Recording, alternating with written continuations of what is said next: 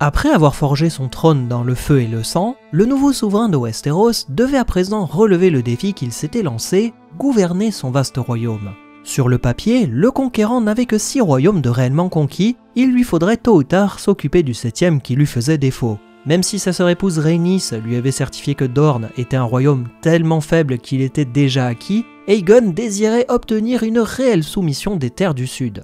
Il devait aussi apprendre à se faire respecter de ses nouveaux sujets, forger des alliances durables avec les seigneurs et gouverneurs de Westeros, tout en posant des bases solides pour consolider son pouvoir. Pour ce qui est de la datation du règne du conquérant, il existe 2 dates pour son début. Soit on part du principe que tout commence en l'an -2, puisque cette date est marquée par le premier couronnement du roi dès l'instant où il pose le pied à Westeros pour lancer sa conquête. Ou alors, autre hypothèse, on considère l'an 0 comme le début de son règne, puisque l'an 0 est l'événement de la conquête, d'autant que son deuxième couronnement, qui est plus officiel cette fois, s'effectue à Villevieille, où il est sacré sous le regard des dieux par le grand Septon en personne. En revanche, tout le monde s'accorde sur la date de fin de son règne en l'an 37 après la conquête. D'ailleurs, il est à ce jour le 2e roi de la dynastie Targaryen à avoir régné le plus longtemps, c'est dire si son règne est essentiel.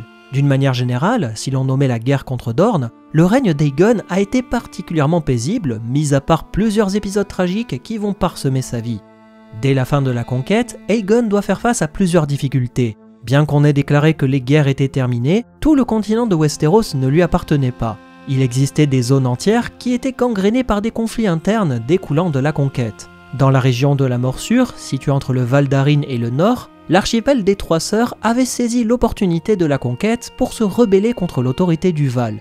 Lady Marla Sunderland s'était autoproclamée reine des Trois Sœurs. Après la conquête, elle continue à rejeter l'autorité du Val et menace la paix dans la région, d'autant qu'il s'agit d'une zone commerciale très importante entre 2 puissantes seigneuries de Westeros.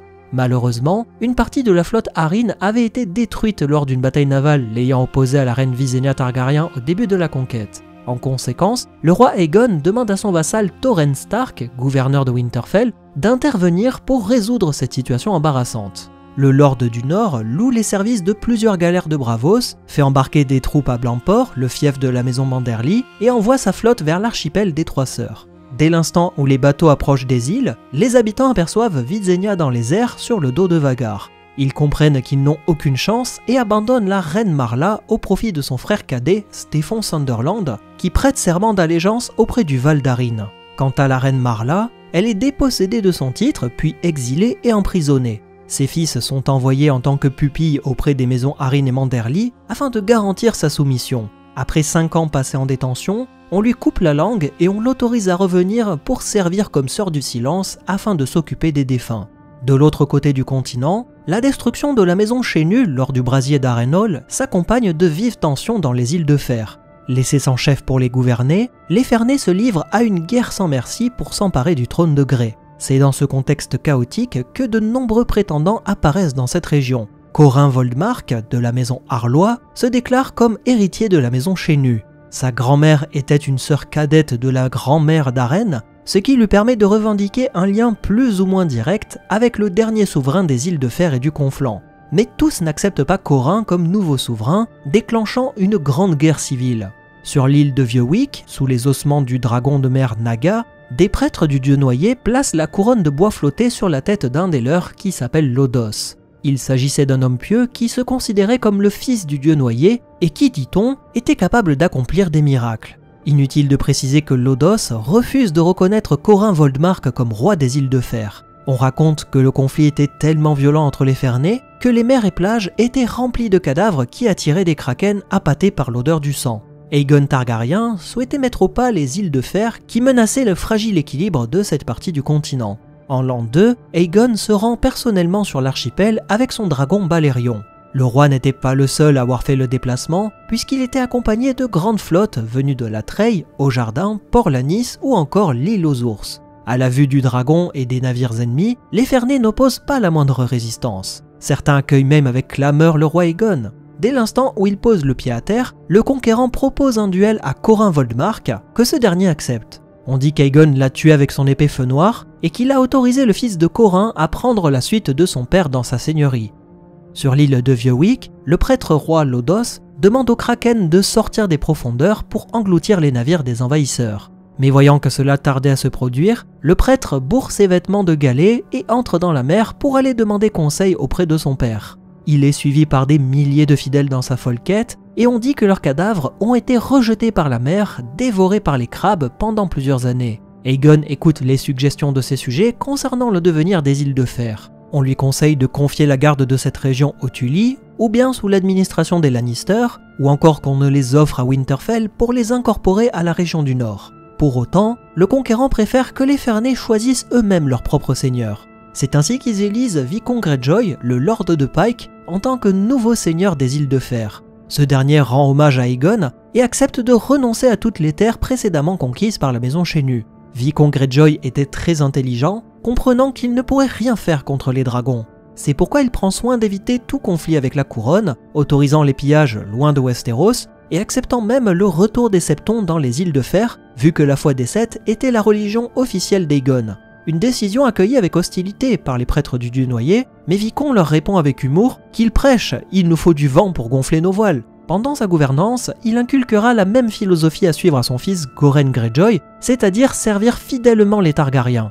Goren lui succédera en l'an 33, et dès sa nomination, il devra faire face à un complot qui visait à couronner le fils de Corin Volmark comme nouveau souverain des îles de fer. Mais cela n'était rien en comparaison de l'agitation qui arrivait sur les îles de fer. Aegon peut s'enorgueillir d'avoir réussi ses premières épreuves en tant que nouveau roi de Westeros. Avec la soumission des Trois Sœurs et des îles de fer, tout Westeros était désormais sous sa gouvernance, mis à part la région de Dorne. C'est ainsi qu'il tourne logiquement son regard au sud, vers le désert de Dorne, pour la prochaine étape de son règne. Dans un premier temps, Aegon tente de parlementer avec Dorne. Il ne souhaitait pas se lancer à nouveau dans une guerre, sans doute usée après la conquête et les premières années de son règne à pacifier le reste de son royaume. En conséquence, il tente d'abord de gagner Dorne par de belles promesses en utilisant la voie diplomatique. Aegon envoie une délégation de Septons et Mestres à Lancelion, la capitale de la maison Martell, afin de traiter directement avec la princesse Merya Martell. Le conquérant espérait la convaincre de s'unir au trône de fer afin de bénéficier de tous les avantages offerts par sa protection. Pendant de nombreux mois, les négociations se poursuivent, mais cela ne semblait aboutir à rien. Le début de la guerre éclate en l'an 4 après la conquête. Mettant ses menaces à exécution, la reine Rhaenys Targaryen revient à Dorne avec son dragon Meraxes. Dès les premiers instants, Rhaenys arrive depuis les cieux pour incendier Bourg-Cabane. Les habitants de la petite ville flottante s'étaient jetés dans le fleuve pour éviter les flammes, si bien qu'on ne dénombre qu'une centaine de morts. La fumée pouvait être vue jusqu'à Lancelion, et c'est ainsi qu'est lancée la première guerre dornienne, dans le feu et le sang. Au nord, le seigneur Horys Baratheon entre dans les terres de Dorne par les Osseux avec 1 millier de ses chevaliers, tandis que le roi Aegon engageait près de 30 000 hommes par la passe du Prince avec son dragon Balerion. Il était rejoint par les troupes du seigneur Arlan Tyrell, le gouverneur du Bief, venu l'aider dans cette campagne militaire. Mais curieusement, les Dorniens ne viennent pas à leur rencontre, se contentant de brûler leurs récoltes avant d'effectuer un repli stratégique. Toutes les tours de guet étaient abandonnées, ce qui donnait l'illusion aux troupes d'Aegon que la guerre ne durerait pas longtemps. Dans l'école, l'armée Targaryen est bloquée par une muraille composée de carcasses de moutons, histoire de donner un premier avant-goût de ce qui les attendait. L'objectif des Dorniens était d'épuiser physiquement et mentalement les envahisseurs. Après avoir réussi à passer les montagnes, Aegon divise ses forces en deux. Il ordonne à Lord Tyrell de se mettre en marche en direction de la forteresse de d'Enfer, le siège de la maison Uller. Pendant ce temps, il prend la route de l'Est pour faire plier le Lord Poulet retranché dans sa propre citadelle. Mais les armées doivent passer par un désert qui leur réserve de bien mauvaises surprises. Il fait une telle chaleur que les troupes devaient boire et s'alimenter encore plus, d'autant qu'ils ne trouvent pas de denrées dans les cités et villages dorniens. Les puits et points d'eau étaient empoisonnés afin de miner le moral des envahisseurs. L'armée Tyrell se liquéfie progressivement, perdant ses chevaux et presque un quart de ses hommes, alors que des chevaliers, rendus à moitié fous à cause de la chaleur, enlèvent leurs armures. Une fois parvenus à d'Enfer, ils trouvent le château désert et y établissent leur camp. De l'autre côté, Horys Baratheon ne rencontre guère plus de chance. Ses chevaliers avaient du mal à manœuvrer dans les flancs rocheux, vu que les Dorniens jetaient frénétiquement des pierres depuis les hauteurs. À un moment, les troupes de l'orage sont piégées entre des archers et un mur de pierre qui leur coupait toute retraite possible. Les orageois sont exécutés tels des animaux dans un enclos, et le seigneur Baratheon est capturé avec une douzaine de ses bannerets. On ne peut pas en dire autant pour Aegon, qui, de son côté, avait beaucoup plus de chance. Il remporte de nombreuses batailles, parvenant à faire plier plusieurs châteaux après des petits sièges. C'est alors qu'il se présente à Spectremont, où il est confronté au champion de la maison Toland. Aegon accepte le duel, réussissant à vaincre le champion pour finalement s'apercevoir que c'était le bouffon du seigneur et non son champion. Cela avait permis au Lord Toland de s'enfuir, mais Aegon était très frustré. Selon des légendes, le Targaryen aurait patrouillé au-dessus du territoire de la maison Toland afin de débusquer son ennemi qui avait osé se moquer de lui. Par la suite, le seigneur Toland décide d'adopter une nouvelle bannière, un dragon qui se mord la queue. Cela symboliserait Aegon qui aurait perdu son temps à chasser du vent, n'ayant plus rien à manger à part sa queue, alors que les couleurs vertes et or symboliseraient l'héroïsme du bouffon. La stratégie de la fuite semblait avoir porté ses fruits. Il en était de même pour la princesse Mérya Martell, qui avait abandonné sa capitale au moment où Aegon s'y pose. Ce dernier découvre que sa sœur Rhaenys l'avait devancé, lui disant simplement que le crapaud jaune s'était fondu dans les sables. Aegon proclame la victoire sienne après avoir réuni les quelques hauts dignitaires restés à Lancélion. Il leur annonce que Dorne fait désormais partie de son royaume, qu'ils sont ses loyaux sujets et que les anciens seigneurs dorniens sont des hors-la-loi. C'est ainsi qu'il met leur tête à prix, promettant une belle récompense à celui qui apporterait la tête de Mérya Martell. Le conquérant nomme Lord Jon Rosby comme gouverneur de Lancélion et fait de même en nommant un lord pour chaque château qu'il avait conquis. Puis il repart sans attendre avec son armée par le même chemin où il était venu. À peine était-il arrivé à Port-Réal que Dorne entre en rébellion ouverte contre l'autorité des Targaryens. En l'espace d'une quinzaine de jours, toutes les forteresses tombent aux mains des Dorniens, tandis que les garnisons sont passées au fil de l'épée. On dit que les seigneurs dorniens rivalisaient d'ingéniosité pour torturer les captifs, s'amusant à faire des compétitions en voyant combien de temps tiendrait un prisonnier pendant qu'il le démembrait. Quant à Jon Rosby, son sort est peut-être plus enviable puisqu'il est d'abord capturé puis emmené dans la plus haute tour de Lancélion où il est précipité dans le vide par nul autre que Mérya Martell. Lorsque la nouvelle de la défenestration de Lancélion atteint les oreilles de Lord Tyrell, il décide de se mettre en marche en quittant d'Enfer. Sa route l'amène à traverser un désert et on ne retrouvera plus jamais Arlan Tyrell ni son armée.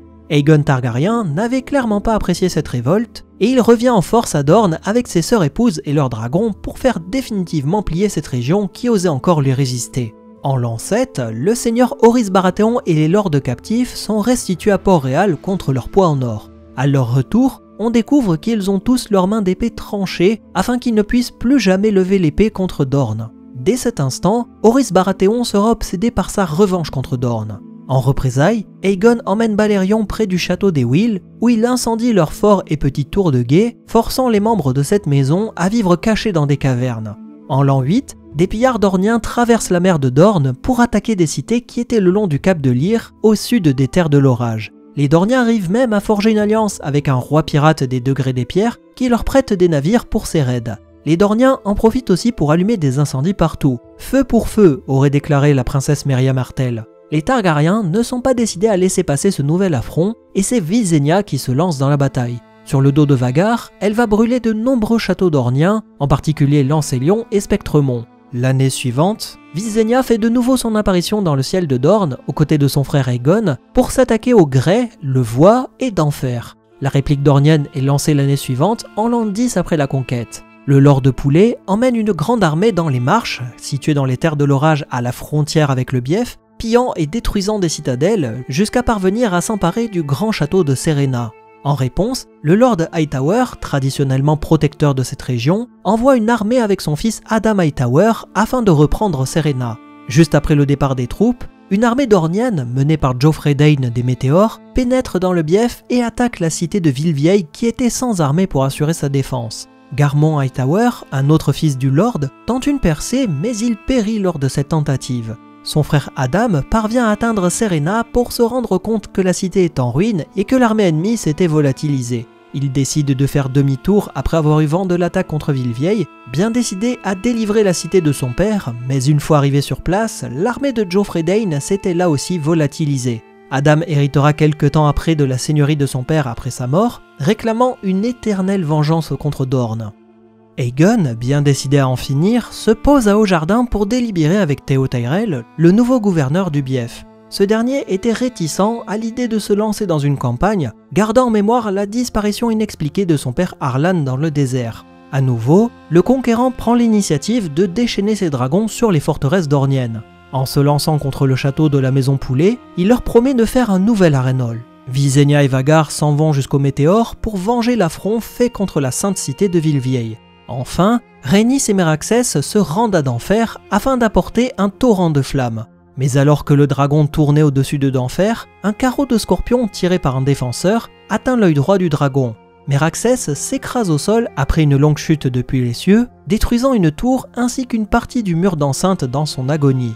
Concernant le destin de Rhaenys, personne ne semble s'accorder sur ce qu'il advient de la reine Targaryen. L'explication la plus communément admise veut qu'elle ait fait une chute fatale après avoir été désarçonnée, ou bien qu'elle meure simplement écrasée au sol par le cadavre de son dragon. D'autres pensent qu'elle a survécu à la chute pour périr après d'atroces tortures dans les cachots de la maison Uller. En revanche, c'est bel et bien la dernière fois que Rhaenys est vue vivante. Pendant 2 longues années, connues sous le nom du courroux du dragon, Balerion et Vhagar déversent toute leur fureur sur chacune des forteresses de Dorne. On dit que chaque citadelle est incendiée par 3 fois et que le feu était si ardent autour de d'Enfer que le sable commence à se vitrifier. Une grande majorité des seigneurs dorniens périssent dans les flammes ou bien ils sont assassinés suite à la forte récompense promise par Aegon. Mais Dorne rendait coup pour coup, parvenant à réduire au silence des seigneurs westriens lors de parties de chasse, mariages ou tout simplement lors de leur venue dans un bordel. Même les Targaryens ne sont pas épargnés. Aegon est attaqué à 3 reprises dans sa capitale, tout comme Visenya qui déjoue un assassinat. En l'an 12, les Will s'invitent dans un mariage après avoir soudoyé un serviteur. Ils massacrent les invités, dont le vieux lord du Rouvre qui accompagnait la promise, émasculent le marié et abusent de la lady du Rouvre avant de la vendre à un esclavagiste de Myre. Désormais, Dorne n'était plus qu'un désert fumant où régnait l'insécurité et la famine. Une région dévastée après plus d'une dizaine d'années de conflits, bien que les Martels demeuraient toujours en place à Lancélion. La princesse Meria Martell ne semblait pas décidée à abandonner le combat, mais elle était une femme très âgée et elle ne pouvait rien faire contre les ravages du temps. Elle rend l'âme en l'an 13 et c'est son fils, Nymor Martell, qui lui succède en tant que prince de Dorne. Âgé de 60 ans, le nouveau souverain de Dorne était fatigué par la guerre et il souhaitait tourner la page du conflit. En conséquence, il envoie une délégation jusqu'à Port-Réal pour présenter au roi les termes de la paix. Sa propre héritière, Deria Martell, était à la tête de cette ambassade et dès qu'elle arrive, elle offre en cadeau le crâne de Meraxès en proposant une paix d'égal à égal sans soumission. Cette proposition de paix rencontre une opposition très vive auprès des proches du roi. La reine Visenya refusait d'abandonner, n'acceptant que la soumission par les armes compte tenu de ce qu'il s'était passé. Horys Baratheon, qui gardait une très profonde rancœur contre Dorne, propose de renvoyer la princesse chez elle en lui coupant une main. Le lord du Rouvre envoie un corbeau à Aegon en lui disant qu'il doit vendre Deria Martell à un bordel de Port-Réal, sans doute pour se venger de l'affront fait à la famille du Rouvre lors du précédent mariage. Mais Aegon balaye toutes ces éventualités. Deria était protégée par une bannière de paix en tant qu'émissaire et aucun mal ne doit lui être fait sous son toit. Malheureusement, Aegon semblait coincé puisqu'il voulait stopper la guerre, mais accepter une paix avec ces conditions serait perçu comme une faiblesse. Il savait aussi que les régions voisines de Dorne avaient terriblement souffert de la guerre et que parmi ces sujets, une grande majorité réclamait vengeance contre les atrocités commises par Dorne. Pour toutes ces raisons, Aegon semble décidé à poursuivre la guerre. C'est alors que Deria remet une lettre à Aegon « Pour vous seul, votre grâce ». La lettre était cachetée par le sceau de son père et c'est ainsi que le roi de Westeros entreprend la lecture de cette mystérieuse lettre alors qu'il siégeait sur le trône de fer. Après l'avoir lue, il se lève avec du sang qui coulait de sa main tant il avait serré la lettre, puis il la jette dans le feu et ne fait pas allusion à ce qu'il avait lu. Le soir même, il monte sur Balerion et s'envole en direction de Père Dragon pour ne revenir que le lendemain après avoir accepté les conditions proposées par Nymor Martell. La paix est donc scellée dans un traité de paix éternel avec Dorne et tous les proches du roi sont surpris par une telle décision. Que pouvait bien comporter cette lettre pour faire basculer le conquérant ? Certains affirment que ce n'était qu'une simple lettre où Nymor s'adressait à Aegon de manière sincère d'un père à un père. D'autres pensent que cette lettre était ensorcelée avec du sang de Rhaenys et que c'était Meria Martell qui l'avait écrite avant sa mort. Les plus inventifs imaginaient que Nymor menaçait de s'en prendre aux héritiers d'Aegon en envoyant des sans-visages de Braavos. Ou bien à travers cette lettre, le prince de Dorne lui révélait que Rhaenys était en vie et qu'il mettrait un terme à ses souffrances s'il acceptait la paix. À moins que ça ne soit Rhaenys en personne qui ait écrit cette lettre tout en lui donnant rendez-vous à Père Dragon le soir même. Si cela vous intéresse, je vous renvoie à cette vidéo où j'analyse les diverses théories et éventualités autour du contenu de cette mystérieuse lettre. Toujours est-il que la première guerre dornienne s'achève en l'an 13 et la maison Martell a réussi son pari, tenir tête au dragon et refuser de plier le genou. Mais cette victoire, avec de gros guillemets, était dépourvue d'honneur pour eux vu ce qu'elle avait coûté à Dorne.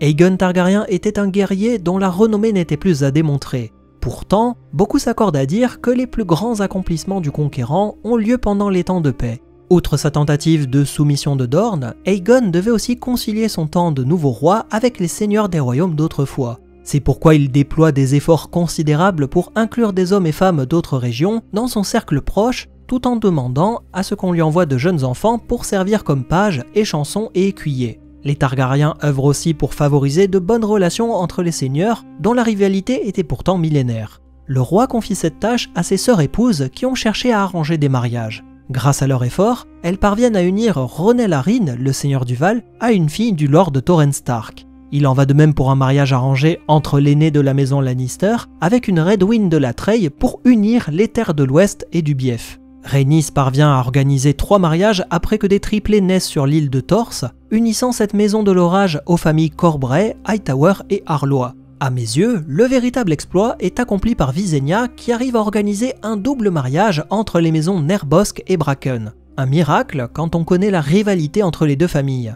Les reines Visenya et Rhaenys ont véritablement marqué le règne de leur frère, parvenant même à influencer sa propre politique. Lors de ses voyages, Aegon avait pour habitude d'emmener une de ses reines avec lui, l'autre restant à Port-Réal pour siéger sur le trône de fer en son absence. Curieusement, Port-Réal n'est pas la véritable capitale du conquérant, bien qu'elle l'était sur le papier. Son siège royal y était symboliquement, tout comme le trône de fer qui était installé dans la grande salle. Pourtant, Aegon n'a passé qu'un quart de son temps dans sa cité, lui préférant Pendragon puisqu'elle était l'île citadelle de ses ancêtres. Cette forteresse bénéficiait de 10 fois plus d'espace que Fort Aegon, tout en étant plus confortable et remplie d'histoire. Il est donc communément admis qu'il passait 3 mois à Port-Réal et tout autant à Pendragon, consacrant les 6 mois restants de son temps à organiser des pérégrinations royales dans son royaume. Sa cour se déplaçait de château en château et beaucoup ont eu le privilège d'accueillir le roi et sa suite. Aegon estimait qu'il valait mieux prévenir les rébellions plutôt que de les mater. Se déplaçant avec Balerion et une petite armée, il pensait que ses sujets seraient impressionnés tout en se montrant loyaux vis-à-vis de la couronne.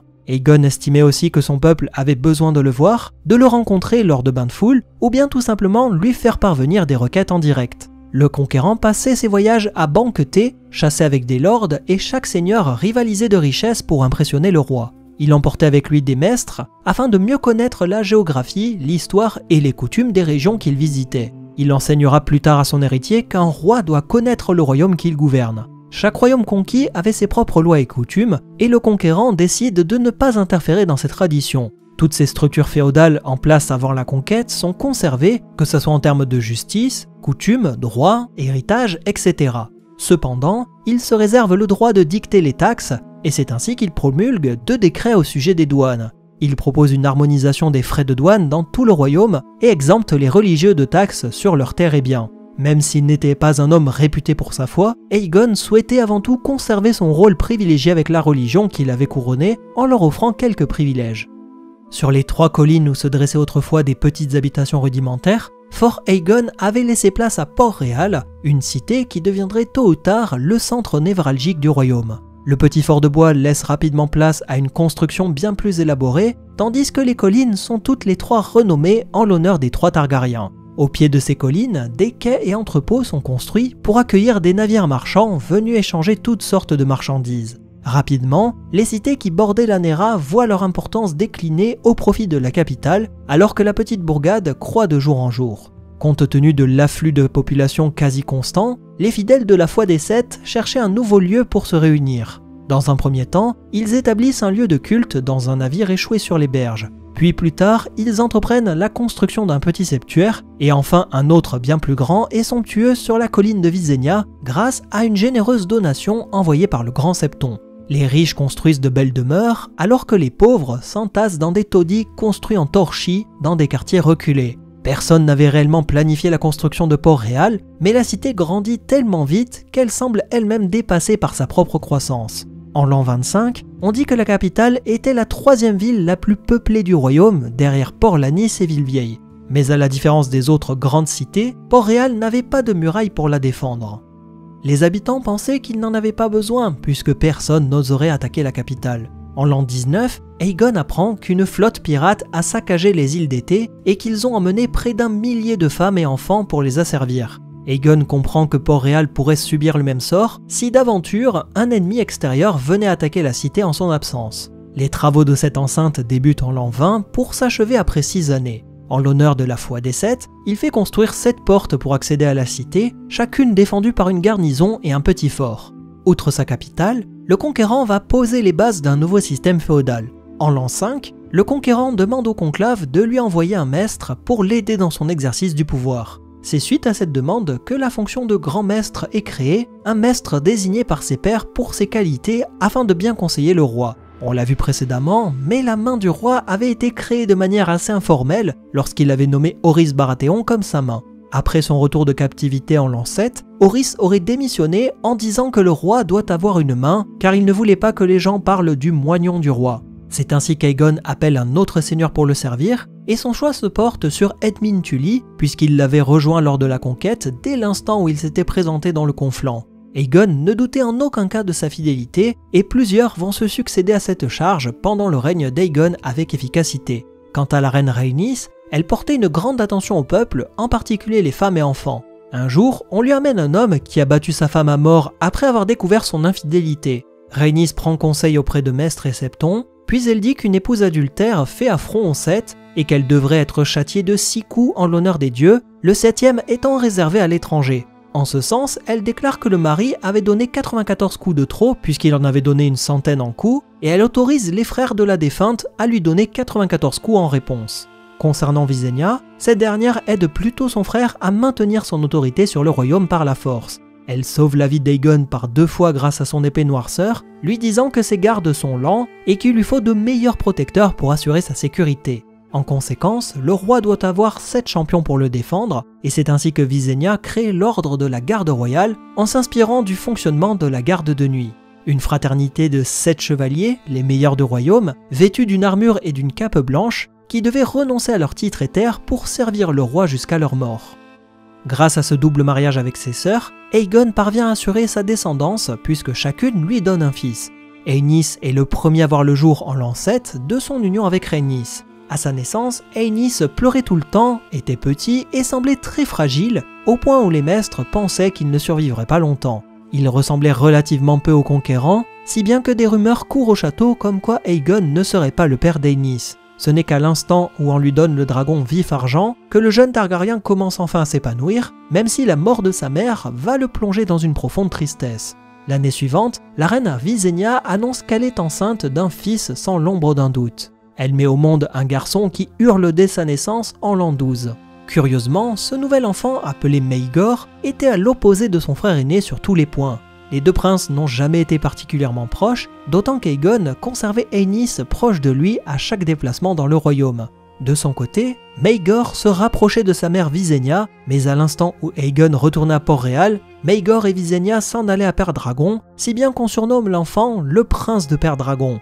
Dès qu'il atteint l'âge de 3 ans, Visenya donne une épée à son fils et on dit qu'il aurait passé le plus clair de son temps à pourchasser et tuer les chats du château. Maegor semblait avoir des prédispositions pour le maniement des armes, ce qui est tout le contraire de son frère Aenys. Ce dernier était très volontaire lorsqu'il s'agissait de s'entraîner l'épée à la main, mais il n'avait pas la carrure de son père, se révélant être un passable combattant. En revanche, Aenys avait d'autres qualités, notamment dans le chant et la poésie, ce qui lui permet d'avoir beaucoup de jeunes filles autour de lui.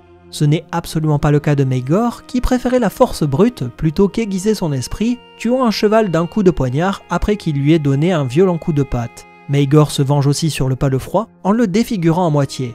En l'an 25, sa mère lui offre son épée en acier valyrien noirceur, une arme qui se révélera être redoutable. Chez les Valyriens, le mariage intrafamilial était une tradition que les Targaryens cherchaient à respecter. En revanche, ces mariages n'étaient pas bien vus à Westeros, encore plus au sein de la foi des Sept, où l'inceste est perçu comme un péché infâme. Curieusement, les grands septons qui se sont succédés pendant le règne d'Aegon n'ont pas condamné son mariage avec ses sœurs. La prédiction du grand septon lors de la conquête semblait valider officieusement cette union, d'autant qu'Aegon se révèle très proche de la foi des Sept, honorant les dieux et confirmant leurs privilèges. La question du mariage d'Aegon ne semblait pas si préoccupante compte tenu du fait qu'il n'y avait pas de fille à marier à ses fils.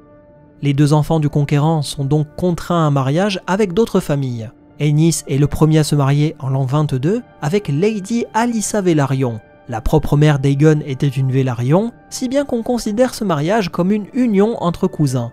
L'année suivante, le mariage se montre fructueux avec la naissance de Rhaena, un nom choisi en l'honneur de sa mère Rhaenys. On dit que le roi Aegon a été comblé de bonheur lorsqu'on lui a confié l'enfant pour la première fois, peut-être parce qu'il lui rappelait sa sœur disparue. Tout le royaume était heureux, sauf Visenya qui voyait son fils reculer dans la succession d'Aegon. Maegor devait-il être considéré comme le second derrière son frère Aenys, ou bien troisième derrière sa nièce Rhaena? Pour résoudre cette problématique, Visenya propose d'unir Maegor et Rhaena, mais les parents de la petite fille s'y opposent. Lorsque ce projet d'union arrive aux oreilles du grand Septon, le chef religieux leur répond qu'un tel mariage ne serait pas consacré par sa foi. En solution, le grand Septon propose d'unir Cerys Hightower à Maegor, et Aegon accepte cette proposition puisqu'il y perçoit l'opportunité de renforcer le lien entre la couronne et la foi. C'est ainsi que Maegor épouse Cerys Hightower en l'an 25 dans le septuaire étoilé de Villevieille. Le soir des noces, Maegor se vante d'avoir consommé son mariage 12 fois, estimant qu'il aura bientôt un fils. L'année suivante, c'est le couple Aenys et Alyssa qui met au monde un garçon nommé Aegon comme son grand-père. Une fois de plus, le peuple accueille cette nouvelle avec joie, d'autant que le petit prince avait une carrure robuste comme le conquérant.